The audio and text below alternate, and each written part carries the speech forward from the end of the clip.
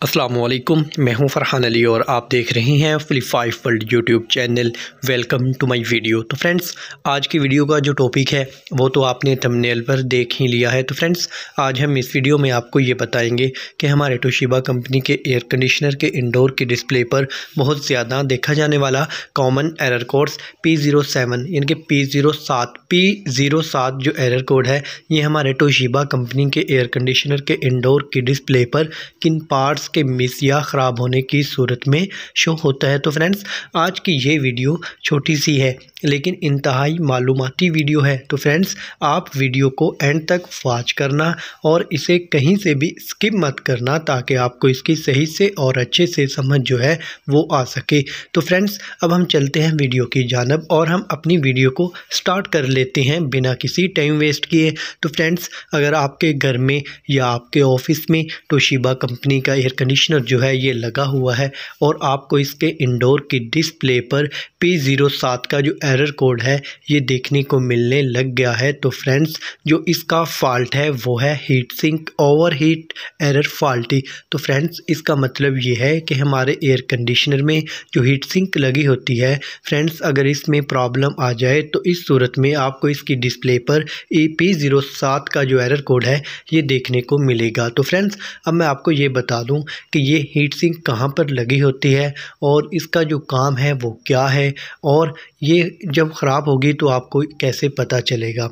तो फ्रेंड्स, सबसे पहले तो मैं आपको ये बता दूं कि जब आप एयर कंडीशनर के डिस्प्ले पर इंडोर की डिस्प्ले पर आप देखेंगे P07 का एरर होगा तो ये हीट सिंक के ख़राब होने की सूरत में शो होगा। और ये हीट सिंक जब आप आउटडोर के कवर को ओपन करेंगे जहां पर PCB किट लगी होती है उस PCB किट के बिल्कुल साथ में ये हीट सिंक आप पिक देख भी रहे हैं, मैंने इसकी स्क्रीन पर लगाई हुई है। फ्रेंड्स, सेम ऐसी ही हीट सिंक जो है वो PCB किट के अंदर मौजूद होगी। तो फ्रेंड्स, इसका जो काम है अब मैं आपको वो बता देता हूँ। तो फ्रेंड्स, जो हमारी PCB किट में जो इसमें मटेरियल लगा होता है जब वो हमारा एयर कंडीशनर ऑन होता है तो फ्रेंड्स, जब ये तमाम चीज़ें वर्क करती हैं उस वर्क के दौरान तो फ्रेंड्स, जब हमारे जो पार्ट्स हैं इसके वो हीट अप होते हैं, उनकी जो हीटिंग है फ्रेंड्स, वो जो हीट सिंक है ये अपने अंदर सक करके उसकी हीटिंग जो है उनको निकालती है। तो फ्रेंड्स, ये हीट सिंक को कोई वोल्टेज वगैरह नहीं मिलते, इसका कनेक्शन PCB किट से ही होता है और वहीं से उनकी जो हीटिंग होती है हमारे तमाम पार्ट्स की, उनको ये हीट सिंक है ये निकालता है। तो फ्रेंड्स, ये हीट सिंक ख़राब जब हो जाए तो आपको कैसे पता चलेगा? जब ये ख़राब हीट सिंक हो जाएगा तो आपको इसके डिस्प्ले पर P07 का जो एरर कोड है ये देखने को मिलने लग जाएगा। तो फ्रेंड्स, अब आपको जब आप देखेंगे PCB किट के अंदर ये जो हीट सिंक होता है अगर ये फट जाए या ये जल जाए तो फ्रेंड्स, इस कंडीशन में आपको इसकी डिस्प्ले पर P07 का जो एरर है ये देखने को मिलेगा। तो फ्रेंड्स, अब आपको क्या करना होगा? अगर ये हीट सिंक जो है ये बिल्कुल ही जल जाए, वर्किंग के काबिल ही ना रहे, तो फ्रेंड्स फिर तो ज़ाहिर सी बात है कि आपको हीट सिंक को ही रिप्लेस करना होगा। तो इस तरह जब आप इसकी हीट सिंक को रिप्लेस कर देंगे तो इस तरह आपका जो हीट सिंक है ये जब आप न्यू लगा देंगे तो हमारा जो एयर कंडीशनर है ना, तो ज़ाहिर सी बात आपको इसके इंडोर की डिस्प्ले से जो P07 का एरर कोड है ये देखने को नहीं मिलेगा, क्योंकि इसमें जो फॉल्ट था हीट सिंक का वो तो हमने हीट सिंक ही रिप्लेस कर दी उसकी ख़राब होने की, उसकी जलने की सूरत में। तो बिलफर्ज फ्रेंड्स, अगर हीट सिंक इसकी जो वजह होती है अक्सर ये होती है कि हमारे जो डिवाइस वगैरह होती है ये ओवर हीट हो जाते हैं ना, तो इस कंडीशन में जब हमारा हीट सिंक की जो एक हद होती है, लिमिटेड होती है, उससे ओवर हीटिंग इसके अंदर जब फिल हो जाए ना तो इस कंडीशन में हमारी जो हीट सिंक है वो हीटिंग सही से बाहर नहीं निकालती और ये अक्सर फट जाती है। तो फ्रेंड्स, इस तरह ये हीट सिंक के ये इस फॉल्ट की वजह से हमारी जो हीट सिंक है ये ख़राब हो जाती है। तो इस तरह फ्रेंड्स, आपको हीट सिंक को अच्छे से चेक कर लेना होगा और उसके बाद अगर हीट सिंक ख़राब हो चुकी है, बिल्कुल ही वर्किंग के काबिल नहीं रही, तो आप इसे रिप्लेस कर देंगे।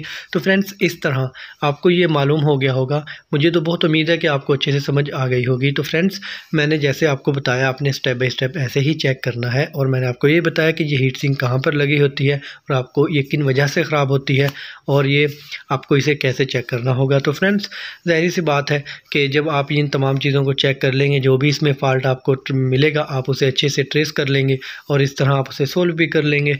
तो जैसे ही आप इसकी हीट सिंक को रिप्लेस करेंगे तो और दोबारा से अपने एयर कंडीशनर को ऑन करेंगे तो फ्रेंड्स, आपको दोबारा से अपने एयर कंडीशनर ऑन करेंगे तो फ्रेंड्स, आपको इसके इंडोर के डिस्प्ले से जो कुछ देर पहले जब तक आपने इसका फॉल्ट ट्रेस नहीं किया था आपको वहाँ पर जो एरर कोड है वो P07 का ही देखने को मिल रहा था। तो जैसे ही आपने इसके फॉल्ट को ट्रेस किया और उसे सोल्व किया तो इस तरह जब आपने एयर कंडीशनर को फिर से ऑन किया तो इस तरह आपके एयर कंडीशनर के इंडोर के डिस्प्ले से जो एरर कोड है P07 का ये वहाँ से रिमूव हो चुका होगा, क्योंकि फॉल्ट तो हमने ट्रेस करके उसे सोल्व कर लिया। इस तरह जब आप एयर कंडीशनर को फिर से अपने एयर कंडीशनर को ऑन करेंगे तो फ्रेंड्स यकीनन से हमारा जो एयर कंडीशनर है ये वापस अपने सही मोड में आ जाएगा और ये अच्छे से वर्किंग करना शुरू कर देगा, अच्छे से कूलिंग करना शुरू कर देगा। तो फ्रेंड्स बस यही था मेरा आज की वीडियो का टॉपिक जो मैंने आपके साथ शेयर किया। तो फ्रेंड्स वीडियो अच्छी लगे लाइक करें, दोस्तों में शेयर करें।